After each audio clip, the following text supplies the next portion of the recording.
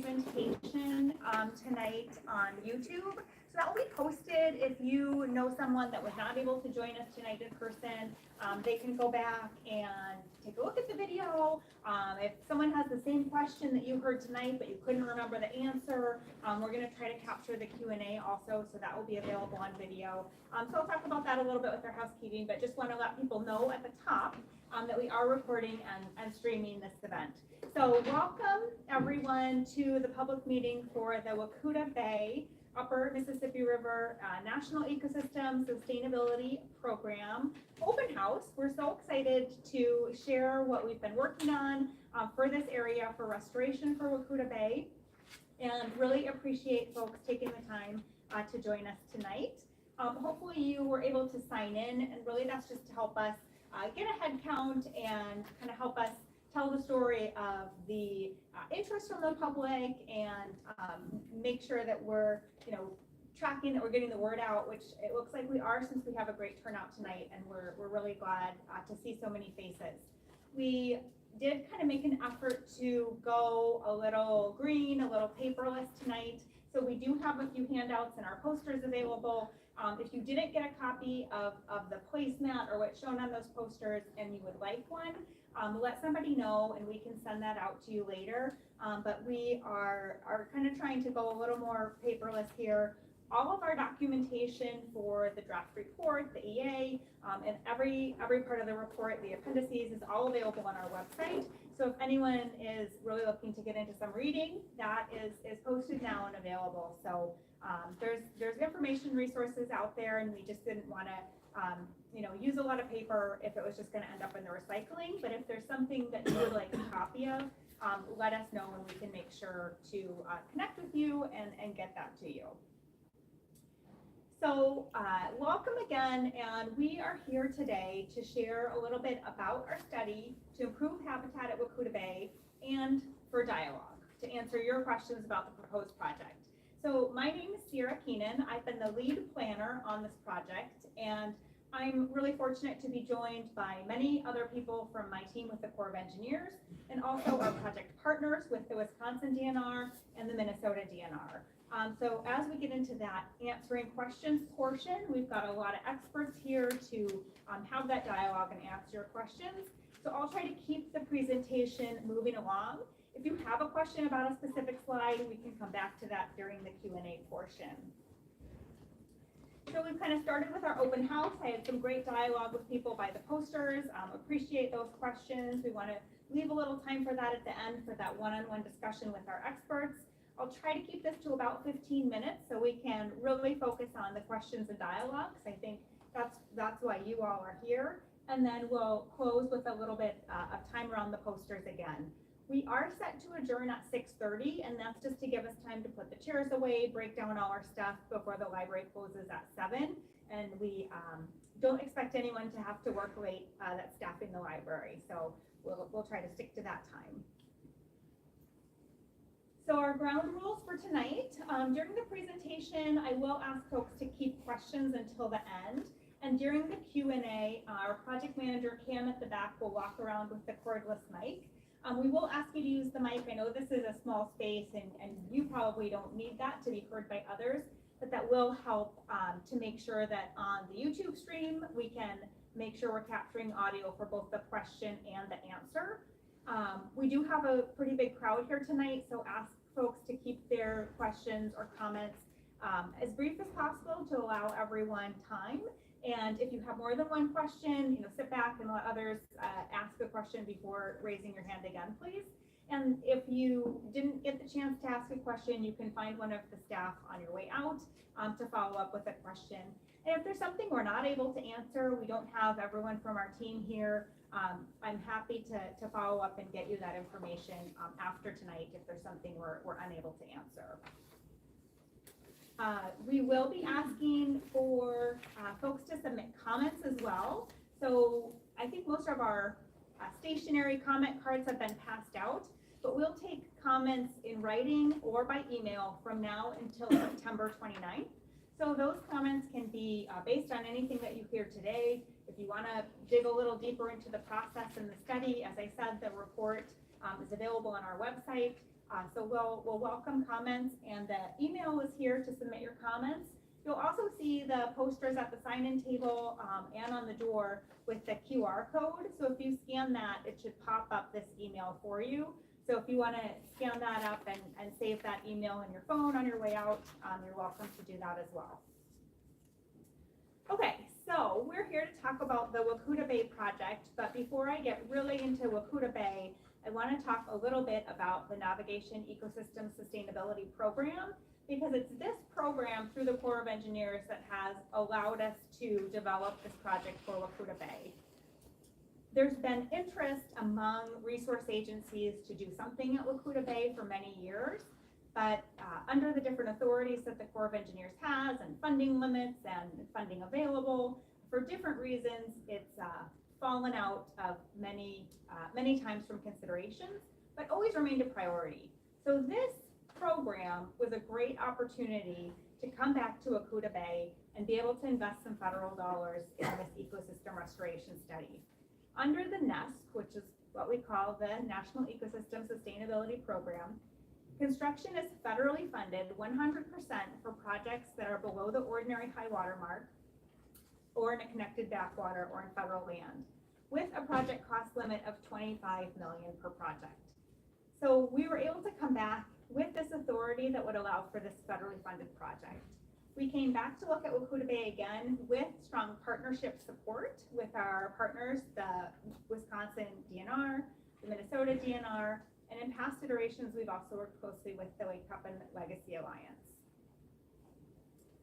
So the NESP framework is a little different. I don't want to bore anybody too much with our past legislation and history here, but what we were able to do for the NESP program is complete a study that was approved in 2004, and that laid out a framework of features and measures and potential locations to implement ecosystem restoration, to improve habitat quality, increase habitat diversity, and the recommended plan in that report approved in 2004 recommended putting into place actions that provide the best gains in diversity.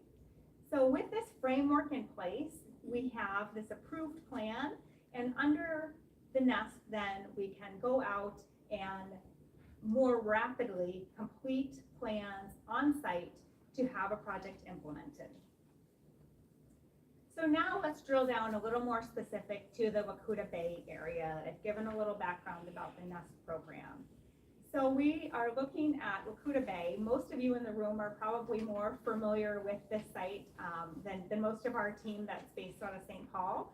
But for everyone's background here, we're looking at Wacouta Bay, and this area has been under consideration for a while. So some people were asking me about the Bay City project and that effort. Originally, that Bay City Catherine Pass area was looking at a larger area in Upper Pool 4.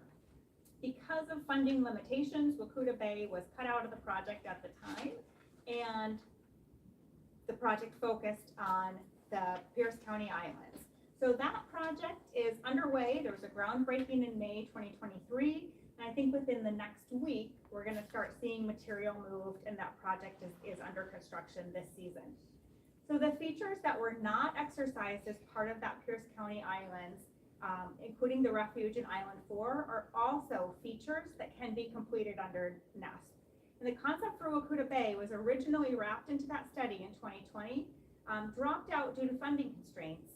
But under this NESP program, we'll be able to fund it and see it to completion.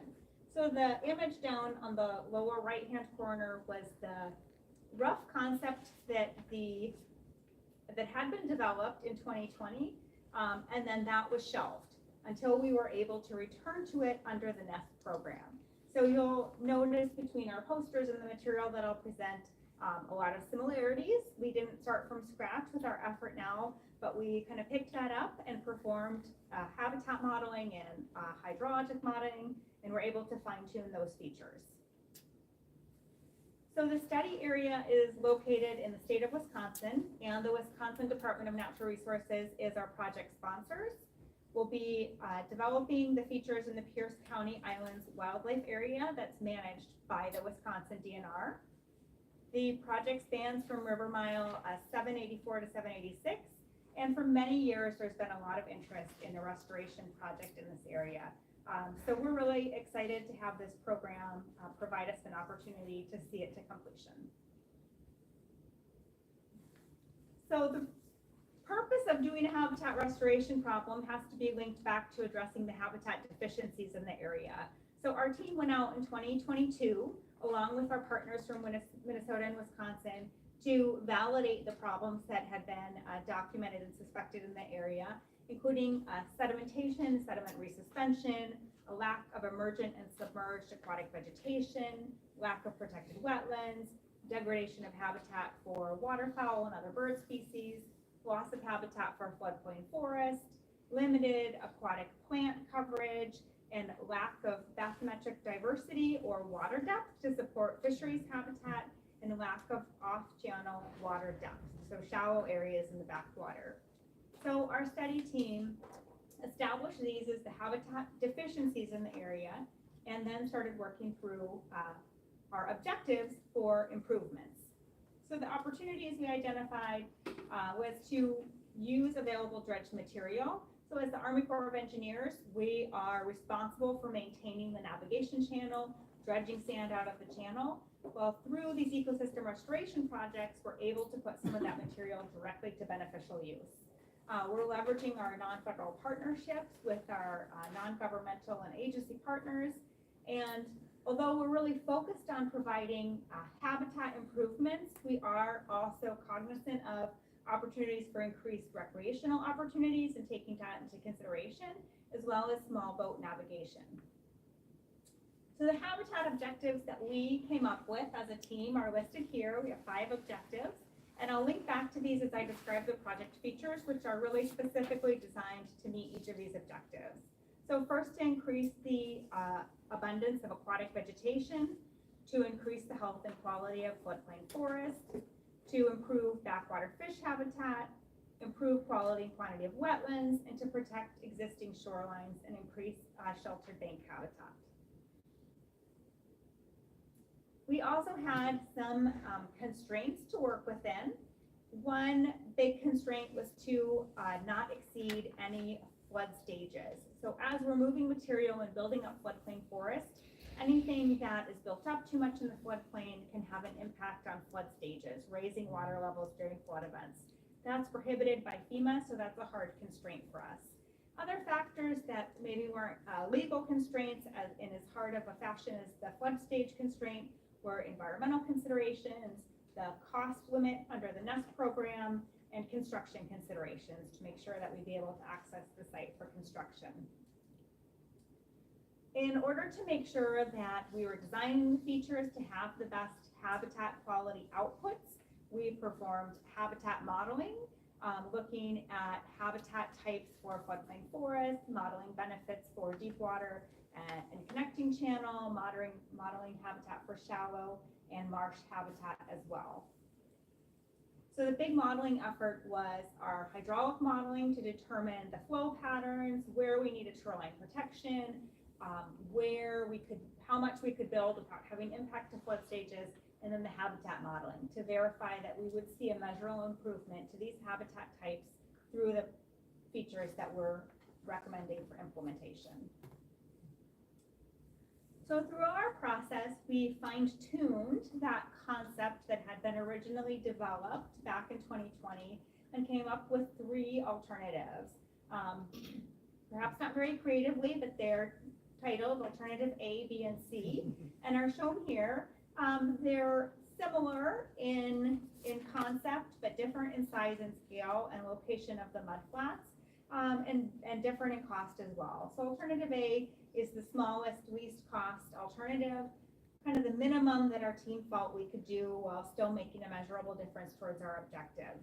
Alternative B has a little larger footprint on the mudflat area and floodplain forest area focused really downstream on the downstream end of the peninsula and is a mid-cost. Alternative C was the highest cost and also really leveraged the maximum amount of overwintering and floodplain forest benefits, and adds or enhances 8 habitat types. So by adding in those additional floodplain forest areas and alternative C, we were really able to increase the biodiversity of this project. So listed here, just for your information, are the habitat types that would be enhanced, restored, or improved under these alternatives. So A and B would improve those first 6, while alternative C would improve all 8. And that's by adding in additional areas of floodplain forest and changing in the elevation. So we're getting that diversity in elevation. So when some areas are inundated during flood events, other areas would remain dry.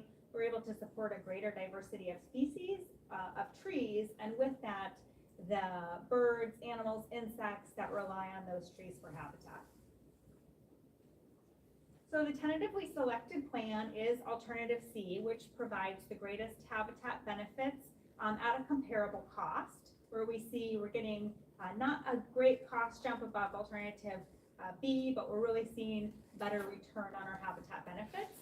It provides improvement to the greatest habitat diversity, which links back to what I said at the beginning about this NESP program and that report that was authorized in 2004, and the focus being on gains in diversity. So we are looking holistically at that program, meeting the objectives laid out in that program, and through our planning process, doing that specifically on the landscape here for Wacouta Bay.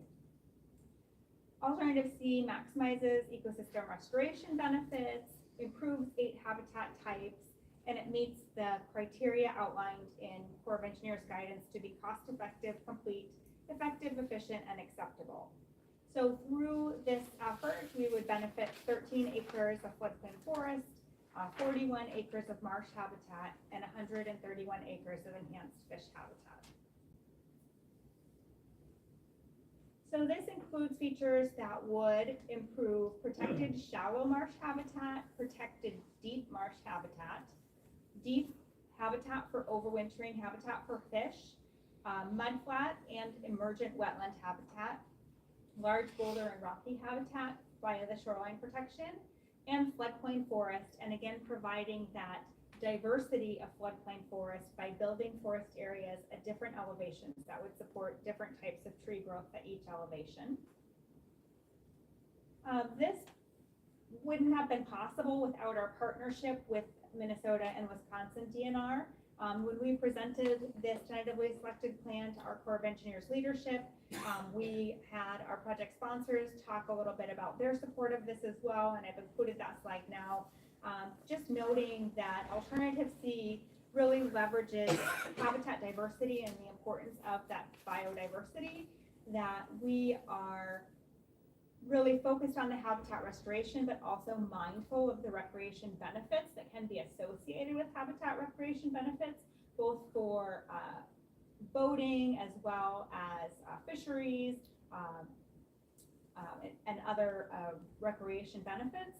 These features are strategically placed where they work together. So as we do that backwater dredging, we're using that material on site for floodplain forest construction, for creation of those protected wetlands. As we put in shoreline protection, that's providing habitat in some areas, at the same time protecting high flows and sedimentation from entering the bay and protecting that dredged area from filling in. So we've really worked hard to create a synergy among these project features where, as they work together, we have a situation where it's the sum is greater, the whole is greater than the sum of the parts, because these each work together, complementing each other, prolonging the life of the investment of the other features. And we hope to have strong stakeholder support.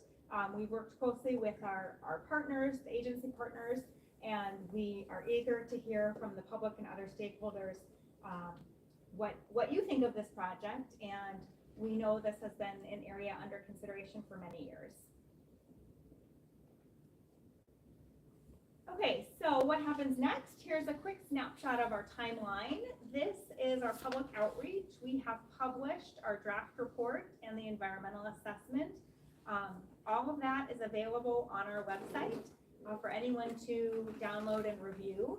And we are asking for input, comments from agency partners, stakeholders, nonprofits, and the public.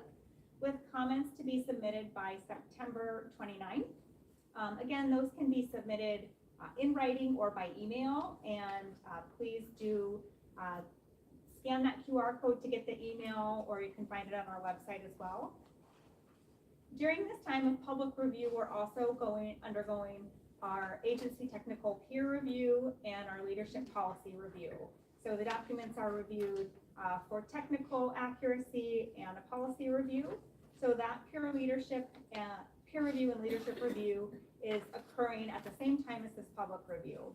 So once those reviews have been completed, the next step for the team will be to finalize the report from the environmental assessment between October and December, with the goal to have the report completed and the finding of no significant impact signed by January 2024.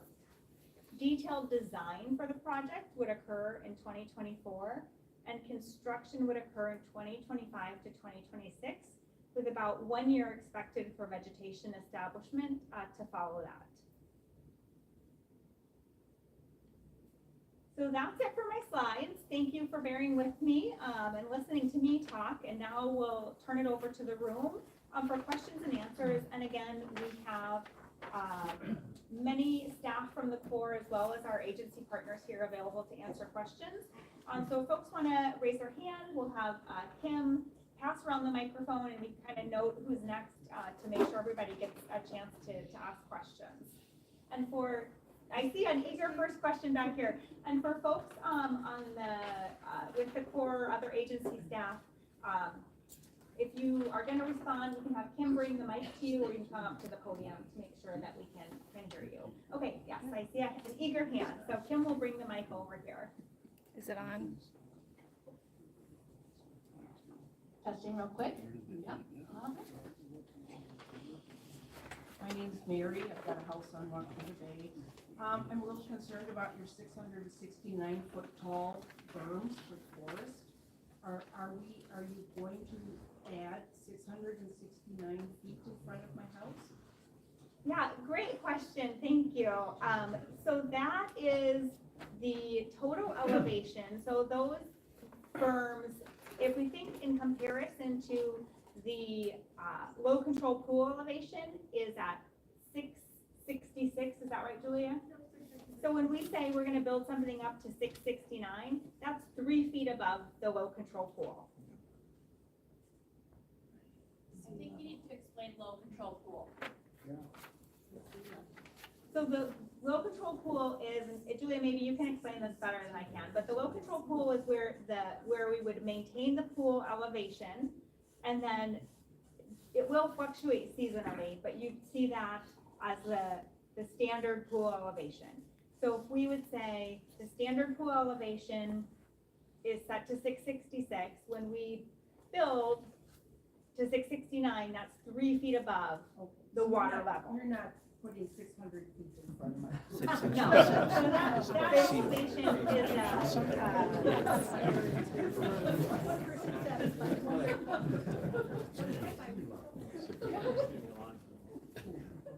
Hi, I'm Denny. I came here to try to learn what's going on, but you show some pretty slides with colors.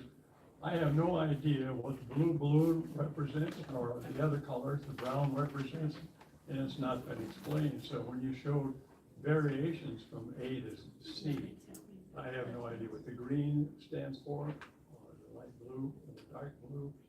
Can you please explain the map? Yeah, absolutely. And this is shown at maybe a higher resolution on the poster over there, if you want to take a look at that as well. So what we have here is on this, I guess you can't see my pointer on here. The orange line coming in is a channel that will be dredged primarily for the purpose of construction access that will provide some ancillary benefits to boating access and some deep water fishery habitat as well. But the orange line coming in through the water will be a construction access channel. The blue oval shape there is the area that would be dredged for deep water fishery habitat. So that would be dredged to about 5.5 feet below the existing water level. Then the red shown up on the channel side would be shoreline protection.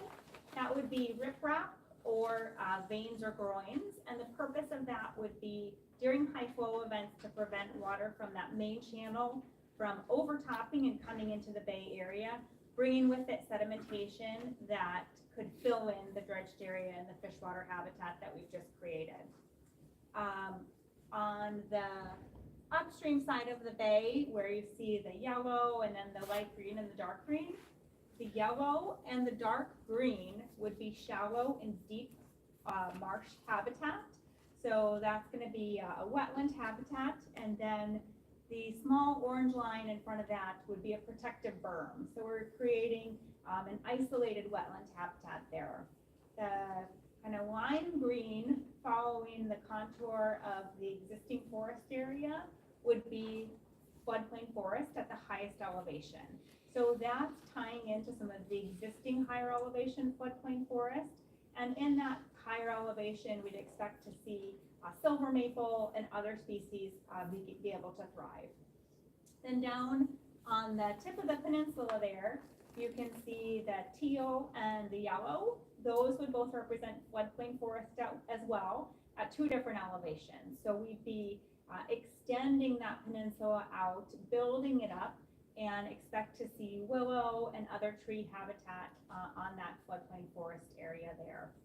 Then the brown part of the peninsula that's added on, dipping into the bay there, that would be a mudflat habitat, providing habitat to shorebirds. Over time, unlike the forested areas that we would seed and plant, this area would be passively seeded. So that means it would collect seed existing in the area that would begin to grow on its own naturally, and over time transition from a mudflat to more of a wetland habitat. So providing first really good habitat to shorebirds, and then moving more into a beneficial habitat for waterfowl as it evolves over time. And really that's beneficial because these are dynamic systems. So to say, you know, this is one type of habitat for 50 years doesn't always reflect how a system works. So understanding that transition from mudflat to wetland is kind of part of what that's designed for. And then let's see, then the pink around that mudflat berm area is to a berm to contain the material placed for that mudflat. So I think I touched on everything in the map there. Yeah, and I apologize. I know you can't read the legend there, but again, it's on the poster over there, and we're happy to kind of walk through any questions about specific elements here. I see a couple up front here. Whatever. You want to join me?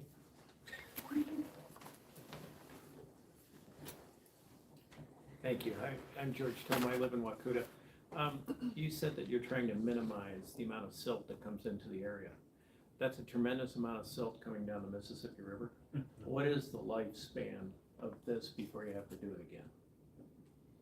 So the lifespan is expected to be 50 years. That's what our kind of policy and regulation requires us to design for.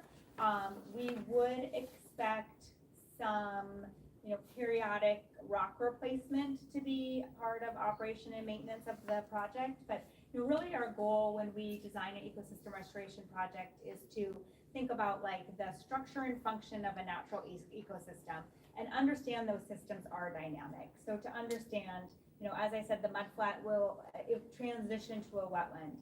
Areas where we are putting in that shoreline protection and rock, if there's a major flood event and some of that is damaged, that would be probably the only thing that would, within 50 years, we would expect the need to replace minimal amounts of that. But otherwise, we are designing the project for 50 years.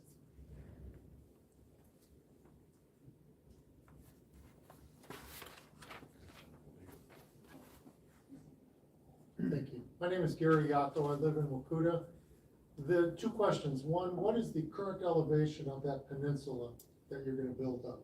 And then you're going up to 692, I understand? 672. 672. What is it right now? So there's some diversity in what it is right now. We would be there are areas that exceed 672. Some of the lowest areas that we see, like supporting vegetation, that are inundated parts of the year, are 668. The highest areas there, gosh, I'm not sure, 665, 675. I know it goes up higher than we're able to build too. So we're not tying into the highest areas of So land you're not there. gonna go up 20 or 30 feet with dredge material? No, we won't even match the highest elevations that exist on the land. Next question, how much further is that peninsula coming downstream, up to the point that's downstream, where the homes are? What's the width of that opening into Wacouta Bay? So what's the, The final width, are you bringing that peninsula further downriver? yes, we're extending it further down with it, river, and I couldn't tell you off the top of my head by how many feet. And it's bringing it down river, Substantial? no, not a substantial amount. More than bringing it down river, it's building on land that is underwater more of the time and building it up so it's out of water more of the time to be able to support vegetation growth. Thank Now, you. if there's anything you want to add, Brenda. I'm gonna help her out for a Yeah, moment. thank you. I think it's important to understand it's building on an existing footprint. So historically, there was more visible peninsula, but we lost it due to erosion. I think another important component when we say we're extending it and we're building on that footprint is also, Sierra mentioned that each one of these features collaborate with one another. So this feature connects somehow to this feature. And that peninsula is going to ultimately protect that deep water habitat and that access corridor. So we had to have some extension because otherwise we're gonna continue to see flows come in, it creates eddies, and then everything we do within the bay itself, it becomes obsolete and we don't meet that 50-year objective. Thank you. Okay, my name's Roger, and I'm from across the river in Bay City, and our project started, but I have a couple of questions. You've talked a little bit about elevation at normal high water. What is that elevation? I mean, 670, 680, what is? So the pool elevation that we maintain is 666. Yes, During flow events, I mean, we can't control or necessarily predict the elevations that it can rise okay, to. so that's the number that you basically work off. Yeah, so 666 will aircraft. And Julie, if I'm getting anything wrong, please correct me. She's our hydrologic engineer, so I'm getting into her wheelhouse just a little bit. Okay, and then for the mud flats on this project, Mhm. are you gonna use material dredged from this area? Yes. Okay, because the Pierce County Island project's a little bit different. Yeah, so for this project, we would use two types of material. A heavier sand material that would be sourced from main channel dredge cuts in the Mississippi River. So working in partnership with our commercial navigation mission, we would have that material that has to be dredged anyway brought to this site as a heavy sand foundation for the berms and for the floodplain forest areas. Which is coming from Wabasha, correct? So that would be coming from active dredge cuts less than 10 miles away from here. So there are 3 dredge cuts less than 5 miles away from here, and then 2 more under 10. So within that radius, it would be dredged right out of the river and come right here. So it wouldn't be placed and moved. So you're not taking anything from the Wabasha area and No. bringing it up here, No. okay? No, so this would all just be moved one time right out of the dredge cut in the river to this project Okay. site. And then the other type of material that we would use is a softer, siltier material that's found in the backwater bay area. So where that orange line is and the blue oval, the material dredged from there would be that finer material that would be used for the mud flat. It serves as a topsoil to go on top of that sandy or granular material for the floodplain forest area. So all of the fine material that's dredged for the purposes of the construction access and the habitat benefits is then put to use directly on site for the purposes of the restoration benefits of the forested areas and the wetlands.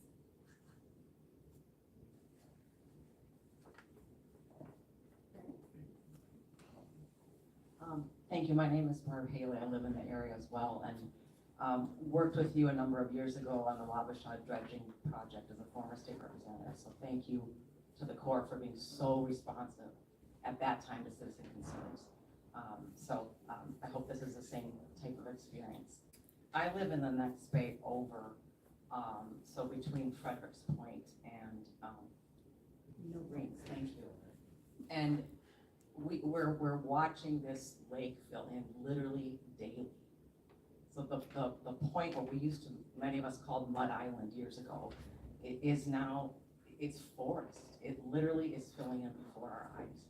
So I wonder if, are you gonna be doing any dredging in that area to use material for this project? And I know this is maybe out of the scope a little bit of tonight's discussion, but I just really wanted to be on public record that we've got a 4-alarm fire happening right in front of our eyes, one bay over from this. And the concern is that navigational channel is filling in, and the access to the recreation on the lake is disappearing in front of our eyes. I don't know if you have comments on that tonight. If you don't, can you direct concerned citizens to the right people, that we raise that issue, to the tune of, I see and I'm not disparaging this project, but $12 to $15 million here for habitat, when we're not gonna have a lake for any habitat in a short order of time. Thank you.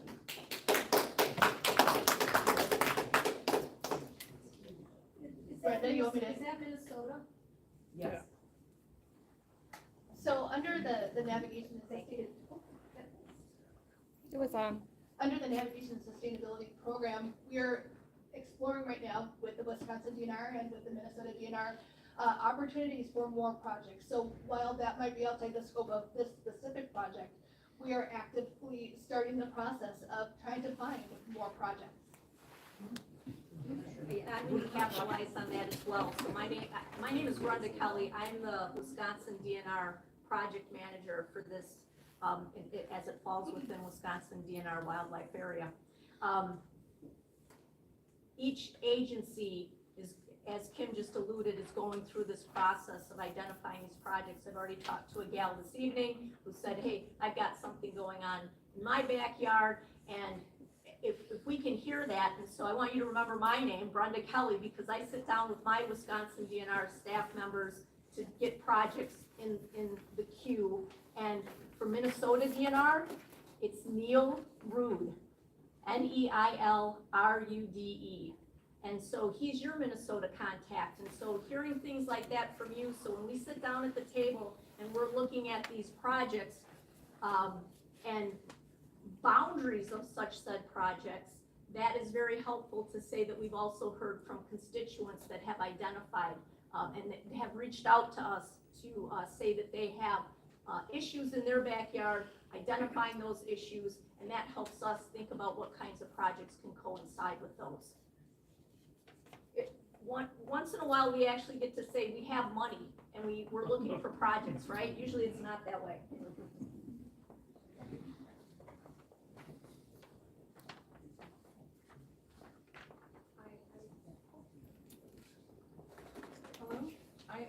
I too live in Wacouta Bay, and I'm watching the mouth of the river go in, and Barb eloquently stated you don't want to disparage this project, but I would really appreciate understanding why, how your priorities are set and the decision-making factor. I know that this was a project that people in your organization were excited about years ago, and now you've decided to pull that plan out of the drawer and say, let's do it. But where's the set of priorities when, as Barb said, we have a 4-alarm fire here? This is disappointing to those of us who are desperate to save this part of Mississippi like that. Do you want me to take a crack at a response? Sure, Kim probably has something to add as well, but Yeah, I wasn't part of the original process, I'm just part of the process now. But Brenda, you were part of it. When you started working on projects. I also shared with an individual earlier that, first of all, I want to give big kudos to Lake Pepin Legacy Alliance. Without question. Takes one person to keep week knocking at somebody's door and saying, hey, we need to do some work here. It coincided though with the fact in 1992, the River Partnership put out a document, it was called the Upper Mississippi River Pool Plans. And this area, and what that was a group of experts that sat at the table and said, their familiarity with the river system, where are their issues? What are those issues? Is it erosion? Is it water quality? What's going on? And they identified by river mile things that were impacting this great resource. The project that we're doing, this Upper Pool 4 complex, so if you remember, it started out, that Wacouta Bay was part of that. We had to knock it out because of funding constraints, but I kept telling people, we'll get there, we'll come back. We're there, so that's the exciting thing that we get to share, but this area was part of those pool plants. So it was easy to say and justify when you say, I want to do a project here, we had documentation that addressed that there was issues. Now that doesn't mean we always go right back to those pool plans and say, oh, it's written in this document, so we shall do work. Times have changed. That was in 1992. We're seeing a lot of issues elsewhere on the river system. But it takes, back to my previous comment I just made, as the resource managers sit at that table and are identifying projects, we're also trying to identify the priorities with those projects. And that helps us to say, well, are we gonna lose something? You know, if we don't do something now, it's gonna be gone. But that occurs all over the Upper Mississippi River, so it's hard you think, well, this is happening in my backyard right now, so fix it. But you also have to think that of 230 river miles that expand the state of Wisconsin, there's a lot of those problems that need to be addressed.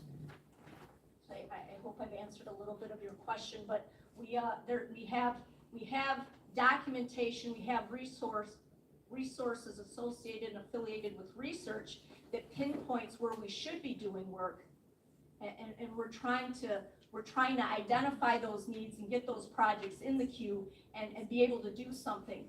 This is great. I wish we could do more of it continuously, but we're doing the best we can.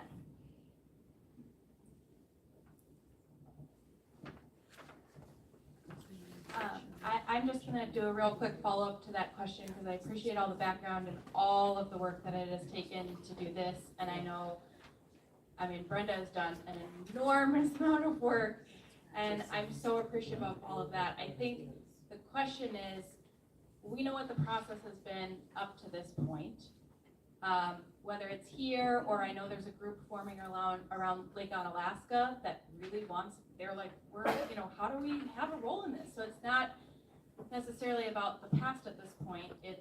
There are these really intense concerns and people who are watching their land change before their eyes quicker than they ever have before. Now what do we do moving forward? And will the Corps have a response to that in terms of, is there a new process for public engagement as people are feeling that sense of urgency to be able to involve them more in these decisions? Thank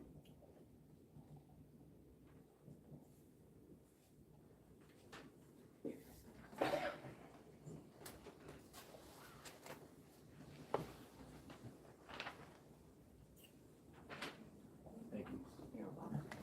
One more try. We have a silt problem, as Barb pointed out. I can't hear. I don't know. Is it on? There you go. There's a silt problem, as Barb pointed out. Is the Corps addressing that? I'm sorry. It's huge. It's a huge problem. So are you aware of it? What are you doing in order to address the silt coming down the Mississippi River and into Lake Pepin? Yeah, well, we are aware of it, yes, and as you said, it's a huge problem, and I think it's gonna take a huge response from multi-levels of government, from local to state and other agencies and entities as well. Within what the Corps is able to do and responsible for, that impacts our ability to maintain the navigation channel for commercial navigation, which is what we're tasked to do by Congress.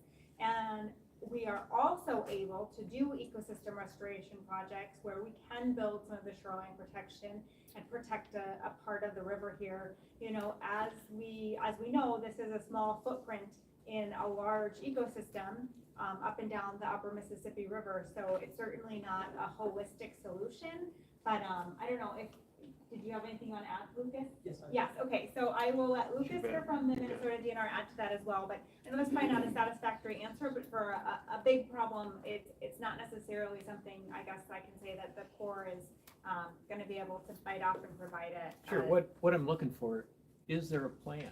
Do you know about it? Is barges are getting stuck, river boats are not making it up. You gotta, you know, I don't mean to be flippant, but you gotta be aware of it. There's gotta be a plan in order to address it, or is there not? Yeah, Yeah. I'll jump in Yeah, here. thank you. And, you know, I came, I've been with DNR for 15 years. The first 12 years, I was working up in the headwaters of the Minnesota River. And I did more work over in that part of the state to benefit Lake Pepin, you know, receiving water, than, you know, I probably would have given myself credit for. And so there are plans in place on the Redwood River, the Yellow Medicine, you know, the Cottonwood, all of these tributaries, the Chippewa, in the Minnesota, that really are benefiting this issue. And so there are plans dealing with, you know, the navigation, dredging.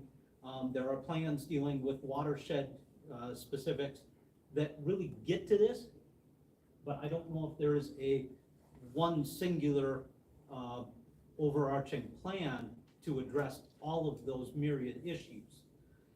But it is clearly something that, you know, everyone is aware of and working on their individual part to address. So, and I understand you guys are doing your parts. How do we bring focus or pressure on the Corps or whoever is responsible to increase those efforts? Is that our congressmen? Is that our senators? Do we contact the state and say, hey, state, you gotta do something about this? What's the path that we need to go through in order to bring more attention to this? I think, my opinion is asking that exact question is probably the best way, is to just keep asking the question, how can we step up the efforts? And I think to all of the people that you've mentioned in all of those positions, is probably just the best way. But there is not one overriding project by the Army Corps in Minnesota and in Wisconsin to address that sediment. Let's go. Here's my recommendation, Sure. because he nailed it when he talked about a lot of this material comes in through the tributaries. Yeah, I And understand. the very programs that handle that are things like Farm Service Agency, USDA, Wetland Reserve Program, Conservation Reserve Program. Those get funding, those get federal funding. And when those come up for renewals and that federal funding, it's your representatives that sit at the table in Washington and say, yes, let's put X millions of dollars to these programs, because those are the people in USDA that are the boots on the ground that are going to see that the people that are responsible for the soil management, to maintain the soil management on their land, instead of seeing it run into these tributaries, which ultimately hits the Mississippi River. Unfortunately, from the Corps' perspective, you know, we all have our boxes. My box is the Mississippi River, Corps' box is the Mississippi River. And so you're talking about the impacts that are coming into the Mississippi River, and I think you hit it when you said, yes, it's your representatives, it's the people that vote and support on those programs to get that kind of funding, to see the change that is external of the Mississippi River itself. And Barb, I understand what you're saying. I look at this and I say, your ship is flooding. You have flooding on your ship. And instead of let's plugging the hole, we're actually finding places to put the water. You understand what I'm saying? Does the Corps have a way to push back and say, we got a problem here? Are you guys doing that? Because I look to the Corps in their navigation saying, I can't get ships, I can't get barges up this river anymore, because it's silting in right here at the mouth of Lake Pepin. So aren't you guys going after that and saying I need more money in order to do this? I mean, I hate to put you on the spot, but Yeah, no, you're here. I hear what you're saying, I hear what you're saying, and we are always asking for more, asking for as much as possible, and having to prioritize the dredging that we can do to maintain the navigation channel. You know, unfortunately, what you're kind of pointing to is the complexity of the different elements of natural resources and economics and agriculture and commercial navigation, and the way that the government is set up is those are tasked to different agencies.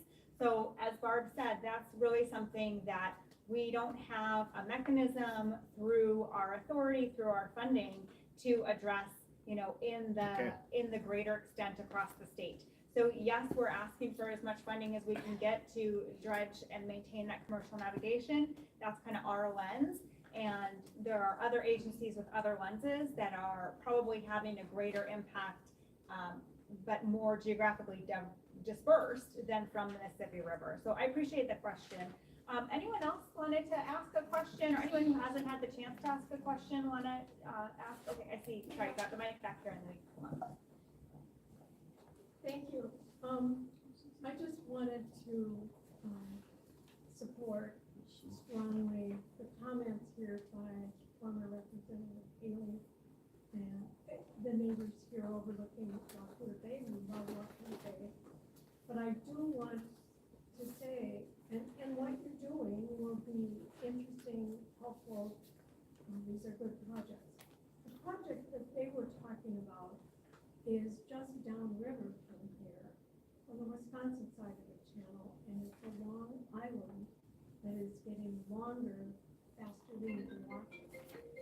And it's now growing some woody vegetation while all this, you know, is happening. And I just want to say that that also is the priority of Lake Pepin Legacy Alliance, this third project. So it has been always our number one priority.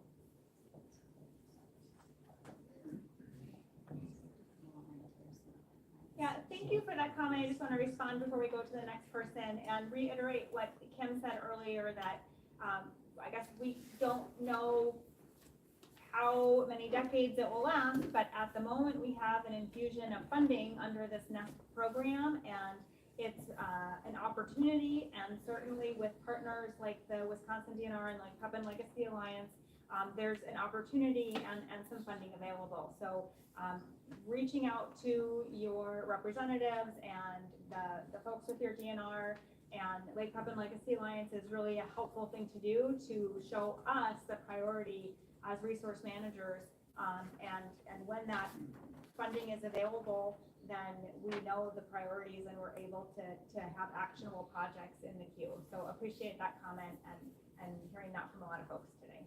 Absolutely. So feel free to email project ideas to the same QR code. That email comes to this team, and I have the privilege of working with Riley and with Brenda and with Lucas and Neil, and as we start to generate new project ideas. So, you know, while we can consider it for this project, we will consider it for future projects also. Okay, and I think there is a gentleman in the front here and then in the back.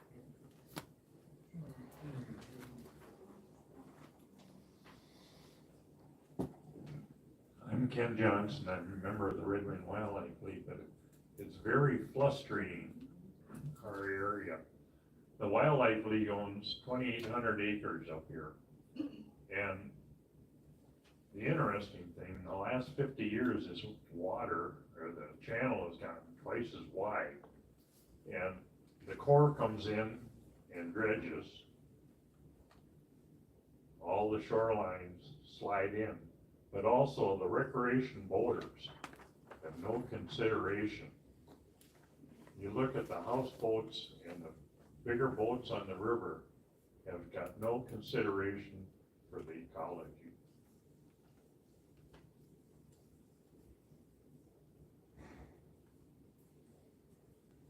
Yeah, thanks for that comment. I am not personally familiar with areas where the channel is expanding in that area. If there's someone else that wants to respond to that.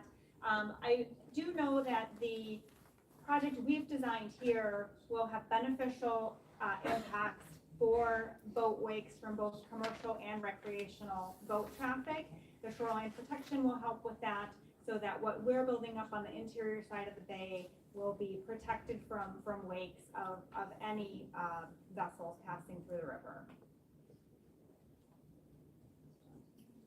All right, actually, can we, hands up for other people that are still waiting? Okay, I'll swing around. To kind of come back to projects similar to this, are there any completed projects within 100 miles or so that would be on kind of a similar scale with similar goals?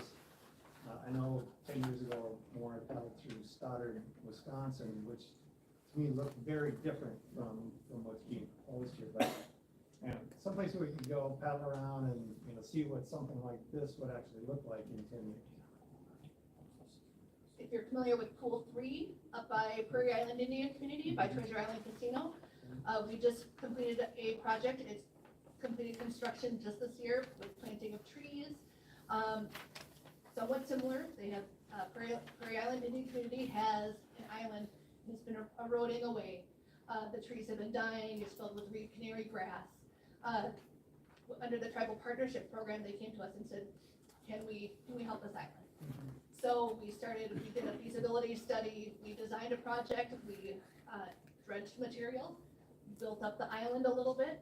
We put some rock around the island on the north end to prevent the flows from washing away the island. We used some rock to move the flow away from the island. We planted the island and it is reseeding naturally in addition to all the trees that we planted. So that one, not too far away, but it's been successful and it's not too far off of what we did here. We did some dredging in the marina. That was our soft soils that we used for the trees. So not terribly unlike this project, and so far very successful even after the flooding this year.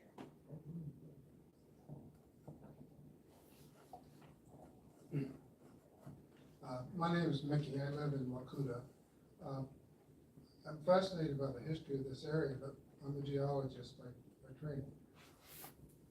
I did some research. The Corps of Engineers has been active in this area literally since 1802, I think. Not as a corps, but doing engineering projects. But as early as the 1850s, they had a huge problem for navigation, and they used closing dams and all kinds of structures to kind of improve navigation. And because there were no concept of dams, they used shoreline stabilization, 700 miles of it, to keep this shore stabilized and the channels in place. Once we built dams, we moved away from shoreline stabilization into dredging, and that's the primary mandate, it appears to me, of the Corps. We have two projects now that are habitat restoration, but we don't have any projects in this area of note that I'm aware of that address the shoreline stabilization.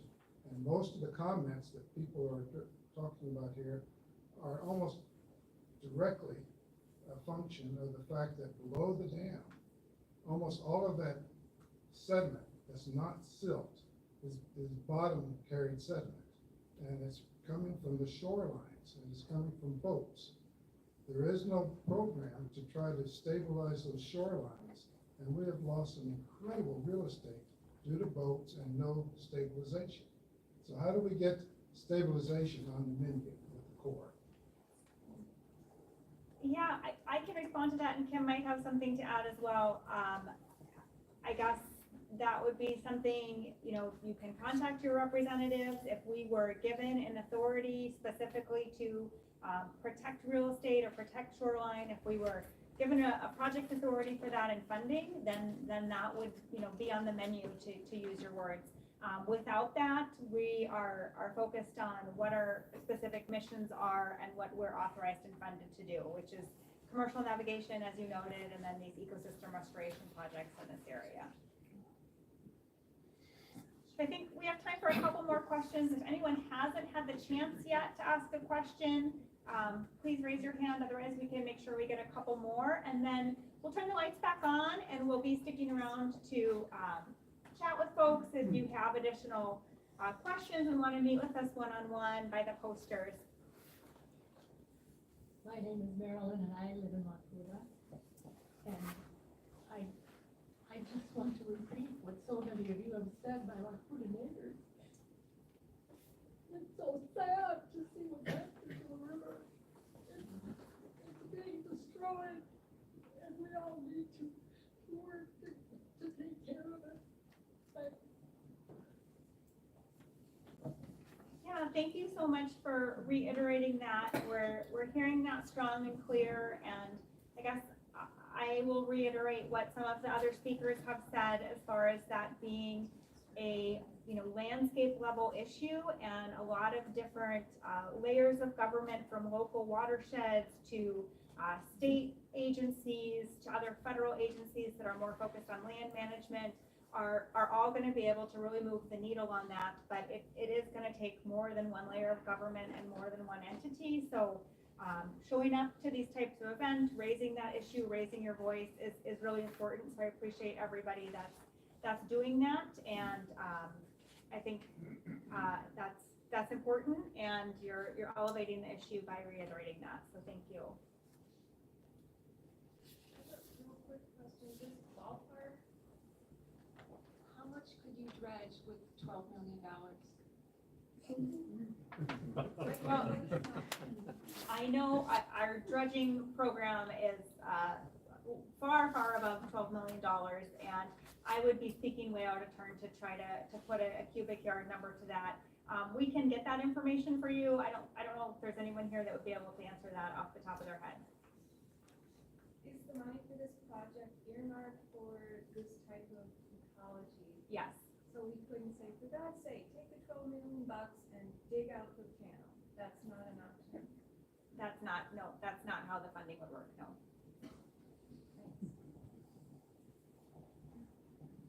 I have a question back for Lucas, who was talking about all those tributary programs that were earmarked to help with the sedimentation coming into Lake Pepin. I don't know how long those have been going on, but do you have any data that shows whether or not it's helping with the sedimentation to date? Very good question.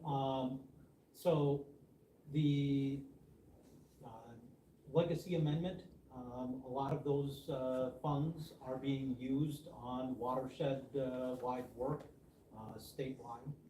And there are definitely monitoring efforts to try to identify the benefits that they are having. Most of those monitoring efforts are focused more closely to the watershed where the work is being done, rather than the cumulative effects downriver, such as here at Lake Pepin. What would you be able to measure where they would connect, which should have a trickle-down effect? Absolutely. The biggest issue that Minnesota DNR and our partners, Pollution Control Agency, SWCDs, counties are working on are really addressing the altered hydrology within those tributary streams that is contributing to the channel widening on those tributary systems that are providing the increased sediment loading to the Minnesota and to other tributaries eventually reaching the Mississippi. And so, again, those are issues that have been created over the course of 100 years. And so, every effort that is undertaken that reduces that, will take time before it is seen, here at Lake Pepin.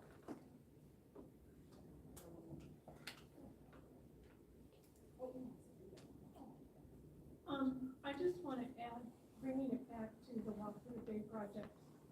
I've been paddling in the Wacouta Bay for a lot of years. And 15 years ago, we were still taking core samples in the middle of Wacouta Bay. We could go down 5, not 6 anymore, but 5 feet in the middle of Wacouta Bay.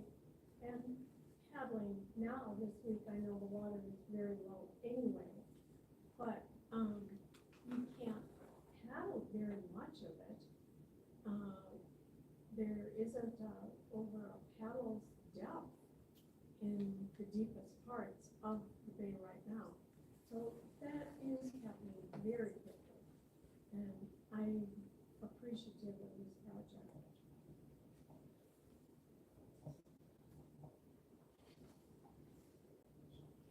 Did anybody else have any comments, questions?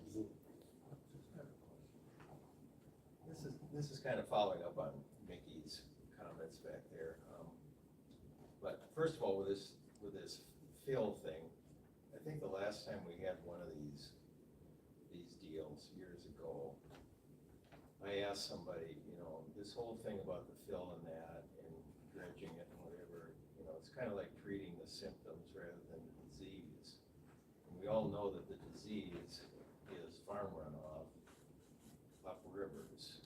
And, it's been increased over the years because of drainage of wetland, tiling, row cropping, increased erosion. And I'm kind of curious to know if the Corps of Engineers has noticed just over the years, because obviously the dam system goes back to the 1930s, whether they've noticed a difference in dredging needs as farming practices have changed and as wetlands have been drained and such. Because, that's the root of the problem. And when I asked that question, I said, why don't you go to the farmers and deal with them? And the answer I was given was that they're exempt from the Clean Water Act, so you can't really touch them. And so, with that, I don't know how you deal with it, really. I mean, if they're exempt from having to do things, some I suppose are gonna be good stewards and will, but many won't. So, I don't know what the solution is. Well, I certainly don't have the solution, so I won't pretend that I do or take too much time to say anything else, but just reiterate, what Brenda said earlier about, the conservation reserve programs, the wetland reserve programs, the more that you can, elevate those issues and your representatives in Congress to know that those are important and should be funded, and support legislation that makes those appealing to landowners. Maybe it's not treating the disease, but the more we can move the needle through treating symptoms, the better we can make progress holistically. So I don't think there's gonna be kind of a one-stop solution for any landscape-wide issues or watershed scale issues. So every increment really does count.